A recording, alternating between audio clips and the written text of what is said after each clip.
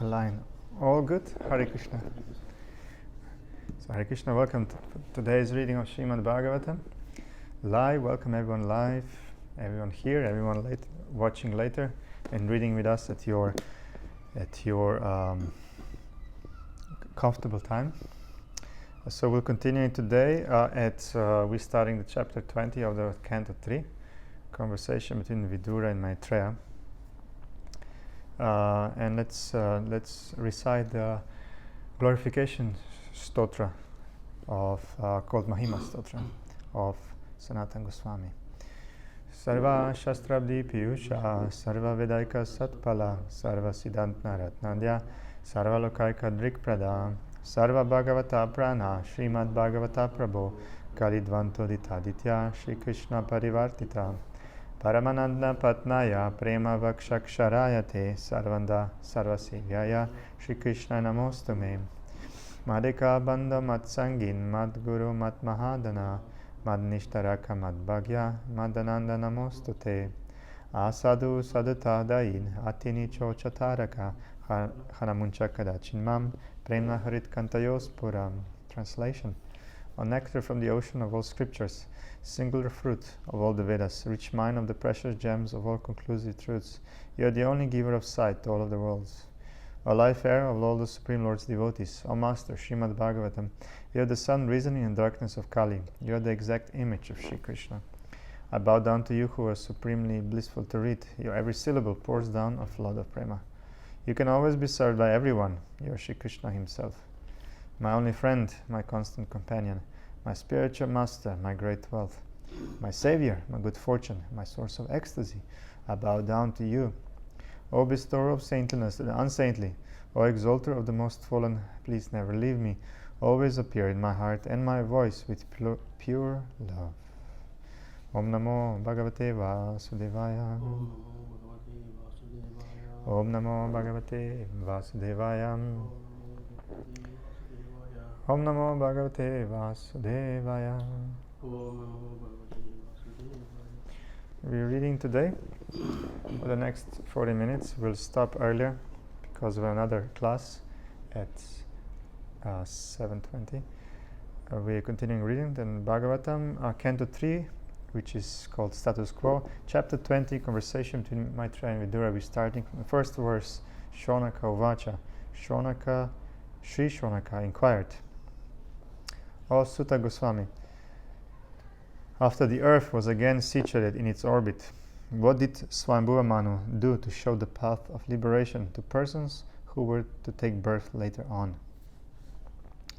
Purport: the appearance of the Lord as the firstborn incarnation occurred during the time of Swayambhuva Manu, whereas the present age is in the period of Vaivasvata Manu. Each Manu's period lasts 72 times the cycle of 4 ages, and one cycle of ages equals 4,320,000,000 solar years. Thus 4,320,000 times 72 solar years is the reign of one Manu. In each Manu's period there are many changes in many ways, and there are 14 Manus within one day of Brahma. It is understood here that Manu creates scriptural regulations for the salvation of the conditioned souls who come to the material world for material enjoyment. The Lord is so kind that any soul who wants to enjoy in this material world is given full facility for enjoyment, and at the same time he is shown the path of salvation. Shonaka Rishi therefore inquired from Sutta Goswami, what did Swayambhuva Manu do after the reinstatement of the earth in its orbital situation? Text 2. Shonaka Rishi inquired about Vidura, who was a great devotee and friend of Lord Krishna, and who gave up the company of his elder brother because the latter, along with his sons, played tricks against the desires of the Lord. Purport: the incident referred to here is that Vidura left the protection of his elder brother Dhritarashtra, went traveling everywhere to sacred places, and met Maitreya at Hardwar. Shonaka Rishi here inquires about the topics of the conversation between Maitreya Rishi and Vidura. Vidura's qualification was that he was not only a friend of the Lord, but also a great devotee. When Krishna tried to stop the war and mitigate the misunderstanding between the cousin brothers, they refused to accept his counsel. Therefore Kshata or Vidura was unsatisfied with them and he left the palace. As a devotee, Vidura showed by example that anywhere that Krishna is not honored is a place unfit for human habitation. A devotee may be tolerant regarding his own interests, but he should not be tolerant when there is misbehavior towards the Lord or the Lord's devotee. Here the word Agavan is very significant, for it indicates that the Kauravas, Dhritarashtra's sons, lost the war because of being sinful in disobeying the instructions of Krishna. Text 3. Vidura was born from the body of Vedavyasa and was not less than he. Thus he accepted the lotus feet of Krishna wholeheartedly and was attached to his devotees. Purport. The history of Vidura is that he was born of a Shudra mother, but his seminal father was Vyasadeva. Thus he was not less than Vyasadeva in any respect. Since he was born of a great father who was supposed to be an incarnation of Narayana, and who composed all the Vedic literatures, Vidura was also a great personality. He accepted Krishna as his worshipable Lord and followed his instructions wholeheartedly. Text 4. Vidura was purified of all passion by wandering in sacred places, and at last he reached Haridwar, where he met the great sage who knew the science of spiritual life, and he inquired from him. Shonaka Rishi therefore asked, what more did Vidura inquire from Maitreya? Purport. Here the words Virajas Tirtha Sevaya refer to Vidura, who was completely cleansed of all contamination by traveling to places of pilgrimage. In India, there are hundreds of places of pilgrimage, of which Prayaga, Haridwar, Vrindavan, and Rameshwaram are considered principal. After leaving his home, which was full of politics and diplomacy, Vidura wanted to purify himself by traveling to all the sacred places, which are so situated that anyone who goes there automatically becomes purified. This is especially true in Vrindavan.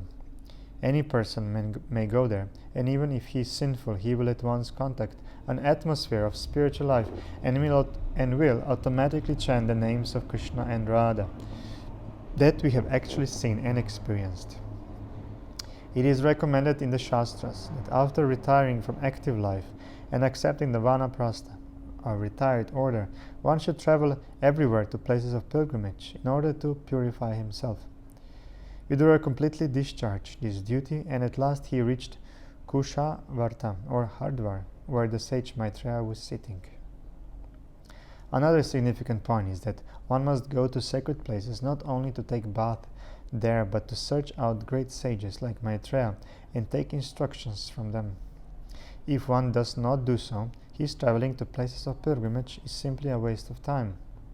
Narottama Dasa Thakur, a great acharya of the Vaishnava sect, has, for the present, forbidden us to go to such places of pilgrimage, because in this age, the times having so changed, a sincere person may have a different impression on seeing the behavior of the present residents of the pilgrimage sites. He has recommended that instead of taking the trouble to travel to such places, one should concentrate his mind on Govinda, and that will help him. Of course, to concentrate one's mind on Govinda in any place is a path meant for those who are the most spiritually advanced. It is not for ordinary persons.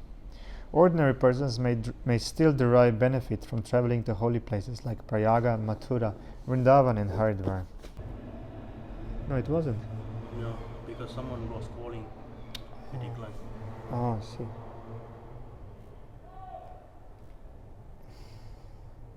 Oh. Okay. Wrong time. My apologies. Let's continue. It is recommended in this verse that one find a person who knows the science of God, or a tattvavit. Tattvavit means one who knows the absolute truth. There are many pseudo-transcendentalists, even at places of pilgrimage. Such men are always present, and one has to be intelligent enough to find the actual person to be consulted. Then one's attempt to progress by traveling to different holy places will be successful. One has to be freed from all contamination, and at the same time he has to find a person who knows the signs of Krishna. Krishna helps a sincere person. As stated in the Chaitanya Charitamrita, Guru Krishna Prasade, by the mercy of the spiritual master in Krishna, one attains the path of salvation, devotional service. If one sincerely searches for spiritual salvation, then Krishna, being situated in everyone's heart, gives him the intelligence to find a suitable spiritual master. By the grace of a spiritual master like Maitreya, one gets the proper instruction and advances in his spiritual life. 5.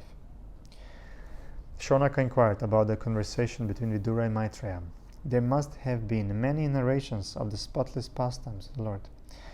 The hearing of such narrations is exactly like bathing in the water of the Ganges, for it can free one from all sinful reactions. Purport: the water of the Ganges is purified because it pours forth from the lotus feet of the Lord. Similarly, Bhagavad Gita is as good as the water of the Ganges because it is spoken from the mouth of the Supreme Lord. So it is with any topic on the pastimes of the Lord or the characteristics of his transcendental activities. The Lord is absolute. There is no difference between his words, his perspiration, or his pastimes. The water of the Ganges, the narrations of his pastimes, and the words spoken by him are all on the absolute platform, and thus taking shelter of any one of them is equally good. Srila Rupa Goswami has enunciated that anything in relationship with Krishna is on the transcendental platform. If we can dovetail all our activities in relationship with Krishna, then we do not stand on the material platform, but always on the spiritual platform. Yeah, that's right. Text 6. O Sutta Goswami, all good fortune to you. Please narrate the activities of the Lord, which are all magnanimous and worth glorifying. What sort of devotee can be satiated by hearing the nectarian pastimes of the Lord? Purport: the narration of the pastimes of the Lord, which are always enacted on the transcendental platform, should be received with all respect by devotees. Those who are actually on the transcendental platform are never satiated by hearing the continuous narration of the pastimes of the Lord. For example, if any self-realized soul reads from Bhagavad Gita, he will never feel satiated. The narrations of Bhagavad Gita and Srimad Bhagavatam may be read thousands and thousands of times, and still, without fail, new aspects of the subject matter will be relished by the devotee. 7. On being asked to speak by the great sages of Naimisharanya, the son of Ramaharshana, Sutta Goswami, whose mind was absorbed in the transcendental pastimes of the Lord, said, "Please hear what I shall now speak." Text 8. Sutta Uvacha. Sutta Goswami continued. Vidura, the descendant of Bharata, was delighted to hear the story of the Lord, who, having assumed his own divine potency, the form of a boar, had enacted the sport of lifting the earth from the bottom of the ocean and indifferently killing the demon Hiranyaksha. Vidura then spoke to the sage as follows. Purport: it is stated here that the Lord assumed the form of a boar by his own potency. His form is not actually the form of a conditioned soul. A conditioned soul is forced to accept a particular type of body by the higher authority of material laws. But here it is clearly said that the Lord was not forced to accept the form of a boar by the external power. In Bhagavad Gita, the same fact is confirmed. When the Lord descends to this earth, he assumes a form by his own internal potency. The form of the Lord, therefore, can never consist of material energy. The Mayavada version, that when Brahman assumes a form, the form is accepted from Maya, is not acceptable, because although Maya is superior to the conditioned soul, she is not superior to the Supreme Personality of Godhead. She is under the control of the Supreme Godhead, as confirmed in Bhagavad Gita. Maya is under his superintendence. Maya cannot overcome the Lord. The Mayavada idea that the living entity is the supreme absolute truth, but has become covered by Maya, is invalid, because Maya cannot be so great that it can cover the Supreme. The covering capacity can be employed on the part and parcel of Brahman, not on the Supreme Brahman. Text 9. Vidura Vacha. Now Vidura said, since you know of matters inconceivable to us, tell me, O holy sage, what did Brahma do to create living beings after evolving the Prajapatis, the progenitors of living beings? Purport. Significant here is the word avyakta margavit, one who knows that which is beyond our perception.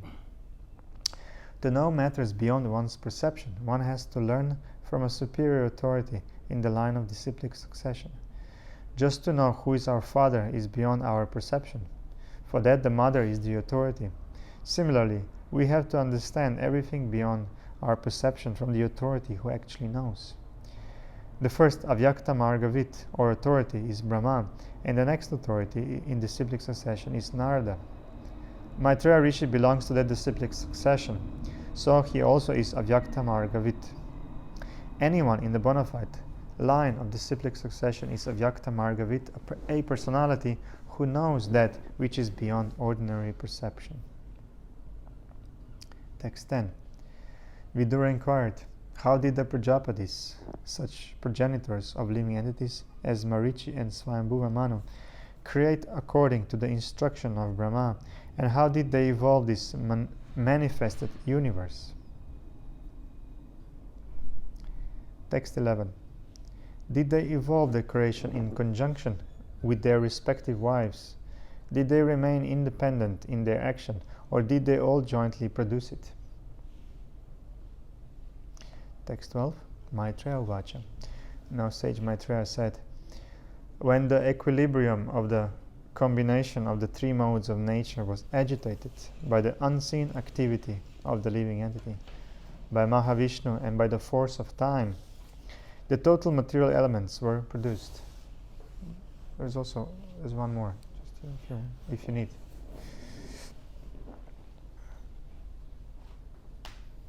So, text 12, purport. The cause of the material creation is described here very lucidly. The first cause is Daiva, or the destiny of the conditioned soul. The material creation exists for the conditioned soul who wanted to become a false lord for sense enjoyment. One cannot trace out the history of when the conditioned soul first desired to lord it over material nature, but in Vedic literature we always find that the material creation is meant for the sense enjoyment of the conditioned soul. There is a nice verse which says that the sum and substance of the conditioned soul's sense enjoyment is that as soon as he forgets his primary duty to render service to the Lord, he creates an atmosphere of sense enjoyment, which is called Maya. That is the cause of material creation. Did you find it? Yeah. Did you find it? Another word used here is durvitarkyena. No one can argue about when and how the conditioned soul become desirous of sense enjoyment, but the cause is there. Material nature is an atmosphere meant only for the sense enjoyment of the conditioned soul, and it is created by the personality of Godhead. It is mentioned here that in the beginning of the creation, the material nature or Prakriti is agitated by the personality of Godhead, Vishnu. There are three Vishnus mentioned. One is Mahavishnu, another is Garbhodakashaya Vishnu, and the third is Kshirodakashaya Vishnu. The first canto of Srimad Bhagavatam discusses all these three Vishnus, and here also it is confirmed that Vishnu is the cause of creation. From Bhagavad Gita also we learn that Prakriti begins to work and is still working under Krishna's or Vishnu's glance of superintendence. But the Supreme Personality of Godhead is unchangeable.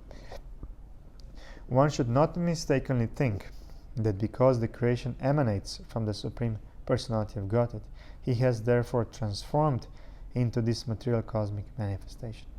He exists in his personal form always, but the cosmic manifestation takes place by his inconceivable potency. The workings of that energy are difficult to comprehend, but it is understood from Vedic literature that the conditioned soul creates his own destiny, and is offered a particular body by the laws of nature under the superintendence of the Supreme Personality of Godhead, who always accompanies him as Paramatma. 13. As impelled by the destiny of the Jiva, the false ego, which is of three kinds, evolved from the Mahatattva, in which the element of Rajas predominates. From the ego, in turn, evolved many groups of 5 principles. Purport. The primordial matter or prakriti, material nature, consisting of 3 modes, generates 4 groups of 5. The first group is called elementary and consists of earth, water, fire, air, and ether. The second group of 5 is called tanmatra, referring to the subtle elements or sense objects: sound, touch, form, taste, and smell. The third group is the 5 sense organs for acquiring knowledge: eyes, ears, nose, tongue, and skin. The fourth group is the 5 working senses: speech, hands, feet, anus, and genitals. Some say that there are 5 groups of 5. One group is the sense objects, one is the 5 elements, one is the 5 sense organs for acquiring knowledge, another is the senses for working, and the 5th group is the 5 deities who control these divisions. Text 14. Separately and unable to produce the material universe, they combined with the help of the energy of the Supreme Lord and were able to produce a shining egg. 15. For over 1,000 years, the shiny egg lay on the waters of the causal ocean in the lifeless state. Then the Lord entered it as Garbhodakashaya Vishnu. Purport. From this verse, it appears that all the universes are floating in the causal ocean. 16. From the navel of the personality of Godhead, Garbhodakashaya Vishnu, sprouted a lotus flower, effulgent like 1,000 blazing suns. This lotus flower is the reservoir of all conditioned souls, and the first living entity who came out of the lotus flower was the omnipotent Brahma. Purport. It appears from this verse that the conditioned souls who rested within the body of the personality of Godhead after the dissolution of the last creation came out in the sum total form of the lotus. This is called Hiranyagarbha. The first living entity to come out was Lord Brahma, who is independently able to create the rest of the manifested universe. The lotus is described here as effulgent as the glare of 1,000 suns. This indicates that the living entities, as parts and parcels of the Supreme Lord, are also of the same quality, since the Lord also diffuses his bodily glare, known as Brahma Jyoti. The description of Vaikuntha Loka, as stated in Bhagavad Gita and other Vedic literatures, is confirmed herewith. In Vaikuntha, the spiritual sky, there is no need of sunshine, moonshine, electricity, or fire. Every planet there is self-effulgent like the sun. Text 17. When that Supreme Personality of Godhead, who is lying on the Garbhodaka ocean, entered the heart of Brahma, Brahma brought his intelligence to bear, and with the intelligence invoked, he began to create the universe as it was before. Purport. At a certain time, the Personality of Godhead, Karana Dakashaya Vishnu, lies in the Karana ocean and produces many thousands of universes from his breathing. Then he enters again into each and every universe as Garbhodakashaya Vishnu and fills up half of each universe with his own perspiration. The other half of the universe remains vacant, and that vacant region is called outer space. Then the lotus flower sprouts from his abdomen and produces the first living creature, Brahma. Then again, as Kshirodakashaya Vishnu, the Lord enters into the heart of every living entity, including Brahma. This is confirmed in Bhagavad Gita 15 chapter. The Lord says, I am seated in everyone's heart, and by me are remembrance and forgetfulness made possible. As the witness of the activities of the individual entities, the Lord gives each one remembrance and intelligence to act according to his desire at the time he was annihilated in his last birth in the last millennium. This intelligence is invoked according to one's own capacity or by the law of karma. Brahman was the first living entity, and he was empowered by the Supreme Lord to act in charge of the mode of passion. Therefore, he was given the required intelligence, which is so powerful and extensive that he is almost independent of the control of the Supreme Personality of Godhead, just as a highly posted manager is almost as independent as the owner of a firm. Brahma is described here as independent because, as the Lord's representative to control the universe, he is almost as powerful and independent as the Supreme Personality of Godhead. The Lord, as the Supersoul within Brahma, gave him the intelligence to create. The creative power, therefore, of every living entity is not his own. It is by the grace of the Lord that one can create. There are many scientists and great workers in this material world who have wonderful creative force, but they act and create only according to the direction of the Supreme Lord. A scientist may create many wonderful inventions by the direction of the Lord, but it is not possible for him to overcome the stringent laws of material nature by his intelligence, nor is it possible to acquire such intelligence from the Lord, for the Lord's supremacy would then be hampered. It is stated in this verse that Brahma created the universe as it was before. This means that he created everything by the same name and form as in the previous cosmic manifestation. Text 18. First of all, Brahma created from his shadow the coverings of ignorance of the conditioned souls. They are 5 in number and are called Tamishra, Anda Tamishra, Tamas, Moha, and Mahamoha. Purport. The conditioned souls, or living entities who come to the material world to enjoy sense gratification, are covered in the beginning by 5 different conditions.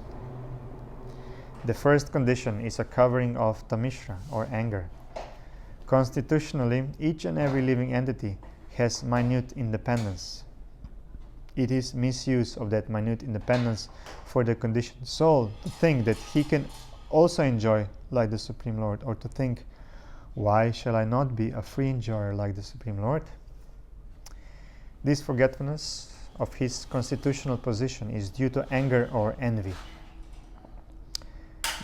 The living entity, being eternally a part and parcel, servitor of the Supreme Lord, can never, by constitution, be an equal enjoyer with the Lord. When he forgets this, however, and tries to be one with him, his condition is called Tamishra. Even in the field of spiritual realization, this Tamishra mentality of the living entity is hard to overcome. In trying to get out of the entanglement of material life, there are many who want to be one with the Supreme. Even in their transcendental activities, this lower grade mentality of Tamishra continues.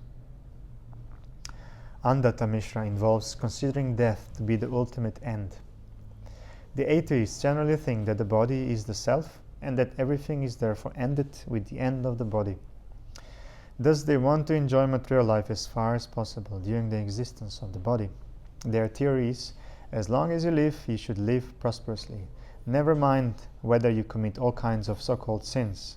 You must eat sumptuously, beg, borrow, and steal, and if you think that by stealing and borrowing you are being entangled in sinful activities for which you will have to pay, then just forget that misconception, because after death everything is finished. No one is responsible for anything he does during his life. So that's all atheistic thought in parentheses or in brackets. This atheistic conception of life is killing human civilization, for it is without knowledge of the continuation of eternal life. This Anda Tamishra ignorance is due to tamas. The condition of not knowing anything about the spirit soul is called tamas. This material world is also generally called tamas because 99% of its living entities are ignorant of their identity as soul. Almost everyone is thinking that he is this body. He has no information of the spirit soul. Guided by this misconception, one always thinks, this is my body, and anything in relationship with this body is mine. For such misguided living entities, sex life is the background of material existence. Actually, the conditioned souls in ignorance in this material world are simply guided by sex life. And as soon as they get the opportunity for sex life, they become attached to so-called home, motherland, children, wealth, and opulence. As these attachments increase, moha, or the illusion of the bodily concept of life, also increases. Thus the idea that I am this body and everything belonging to this body is mine also increases. And as the whole world is put into moha, sectarian societies, families, and nationalities are created, and they fight with one another. Mahamoha means to be mad after material enjoyment. Mad. Familiar? Yeah? So I'm glad I'm not the only one. Especially in this age of Kali, everyone is overwhelmed by the madness to accumulate paraphernalia for material enjoyment. These definitions are very nicely given in Vishnu Purana, wherein it is said, Tamo viveko mahasyat antakarana vibrama mahamohastu vikyeyo gramya boga sukhaishana maranam hyandra tamishram kroda uchate avidya pancha parvaisha pradurbhuta mahatmanaha. So it said there. You know what it means. There's no translation. But anyway, John, would you like to read for a few minutes, please? So we get some. Yeah, definitely. I can read. Thanks. Get some purification.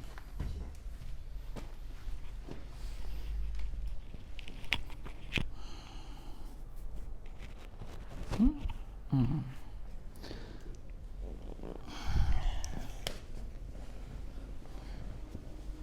Okay.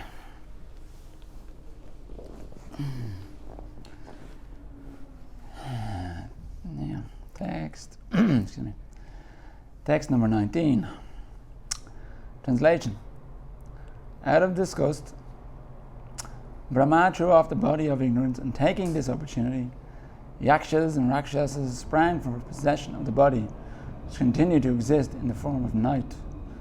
Night is the source of hunger and thirst. It is. Number 20. Translation. Overpowered by hunger and thirst, they ran to devour Brahma from all sides and cried, "Spare him not! Eat him up!"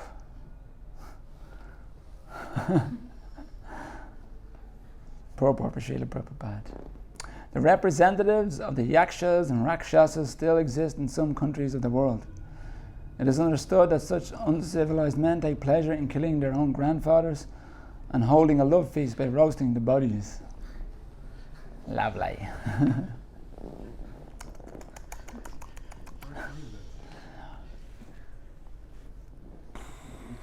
Well, I don't know which countries, but probably somewhere in... like Micronesia, like Papua New Guinea, like this. They eat men. Yeah, there are some civilizations that do that. They eat men, yeah. They eat human flesh.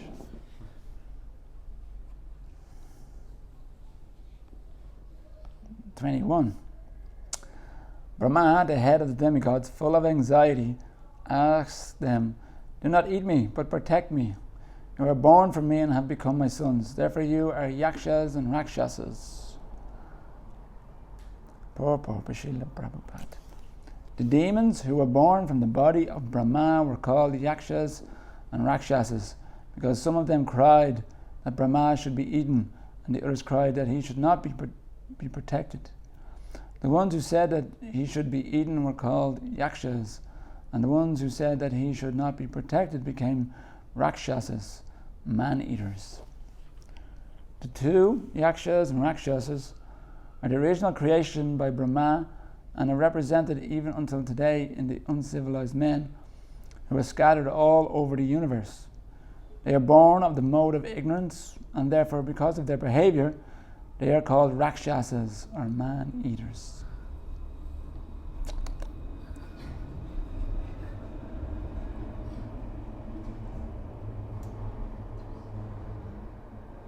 Has anyone ever seen that movie? Silence of the Lambs?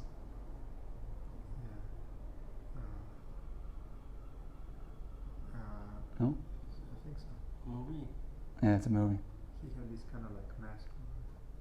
I remember this. He was a doctor, and he liked to eat people. But he was in prison. He was very intelligent, and he got out. He won Oscar, right?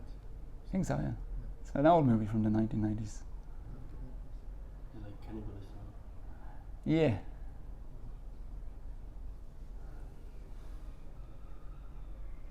Very weird movie. Yeah. Weird. Thriller. Yeah. Anyway. Text number 22. Translation. He then created the chief demigods, who were shining with the glory of goodness. He dropped before them the effulgent form of daytime, and the demigods sportingly took possession of it.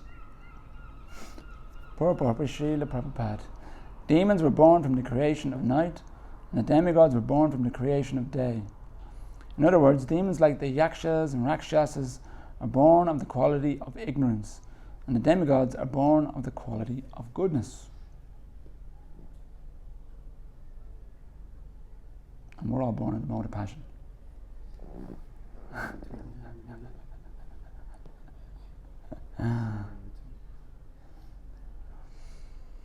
Number 23. Translation. Lord Brahma then gave birth to the demons from his buttocks, and they were very fond of sex. Because they were too lustful, they approached him for copulation. Okay, that's weird. Purport by Srila Prabhupada. Sex life is the background of material existence. Here also it is repeated that demons are very fond of sex life. The more one is free from the desires for sex, the more he is promoted to the level of the demigods. The more one is inclined to enjoy sex, the more he is degraded to the level of demoniac life. Number 24. The worshipful Brahma first laughed at their stupidity, but finding the shameless Asuras close upon him, he grew indignant and ran in great haste out of fear. Purport by Srila Prabhupada. Sexually inclined demons have no respect even for their father, and the best policy for a saintly father like Brahma is to leave such demoniac sons.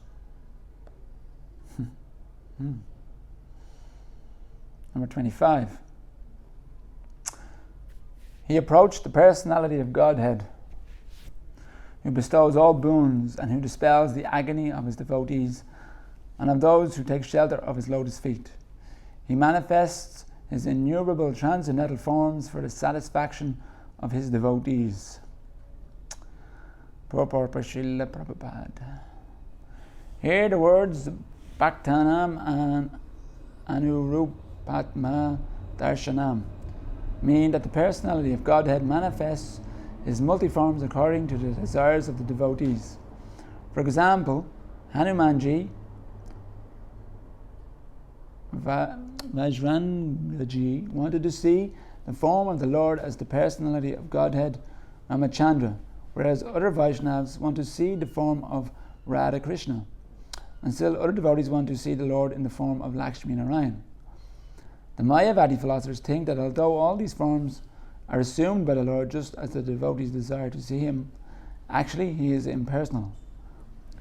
From Brahma Samhita, however, we can understand that this is not so, for the Lord has multi-forms. It is said in the Brahma Samhita, Advaitam Achyutam.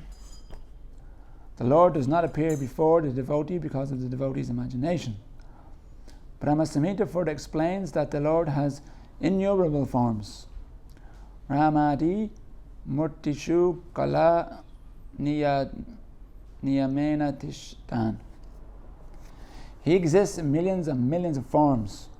There are 8,400,000 species of living entities, but the incarnations of the Supreme Lord are innumerable. In the Bhagavatam, it is stated that as the waves in the sea cannot be counted but appear and disappear continually, the incarnations and forms of the Lord are innumerable. A devotee is attached to a particular form, and it is that form which he worships. We have just described the first appearance of the boar within this universe. There are innumerable universes, and somewhere or other the boar form is now existing. All the forms of the Lord are eternal. It is the devotee's inclination to worship a particular form, and he engages in devotional service to that form. In a verse in the Ramayana, Hanuman, the great devotee of Ram, said, "I know that there is no difference between the Sita Ram and the Lakshmi Narayan forms of the Supreme Personality of Godhead. But nevertheless, the form of Ram and Sita has absorbed my affection and love. Therefore I want to see the Lord in the forms of Ram and Sita." Similarly, the Gaudiya Vaishnav loves the forms of Radha and Krishna and Rukmini at Dwarka.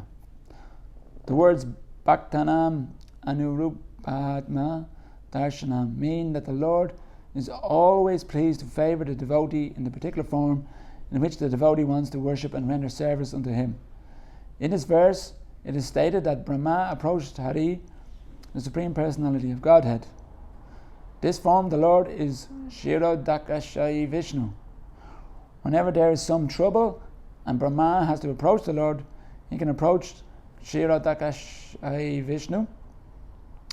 And it is the grace of the Lord that whenever Brahma approaches about disturbances in the universe, the Lord gives him relief in so many ways.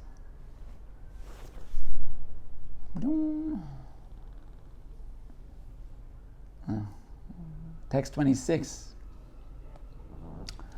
Lord Brahma, approaching the Lord, addressed him thus: "My Lord, please protect me from these sinful demons who were created by me under your order.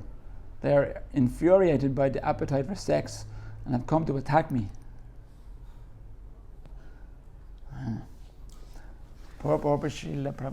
It appears here that the homosexual appetite of males for each other is created in this episode of the creation of the demons by Brahma.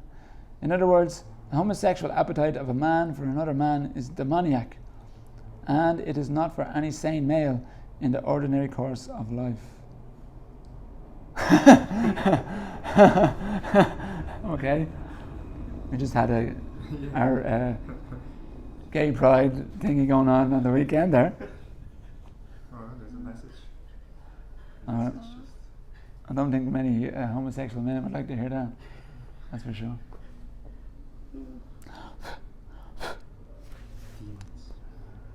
Well, demonic. Okay, to finish up shortly. Number 27. My Lord, you are the only one capable of ending the affliction of the distressed and inflicting agony on those who never resort to your feet.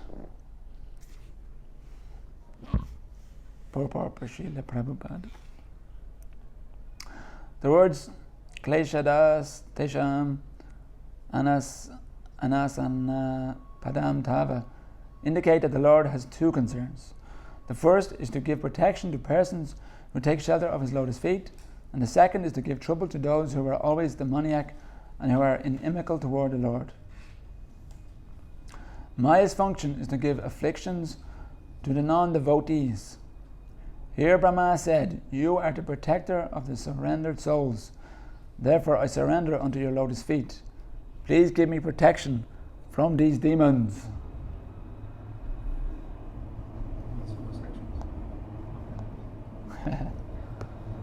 Okay. No? I have to get ready for my class. Set open now, so I'm afraid we have to end it there. Till tomorrow on demons. More demons. All new demons. Srimad Bhagavatam ki jai, Srila Prabhupada ki jai. Hare Krishna. See you all tomorrow, hopefully.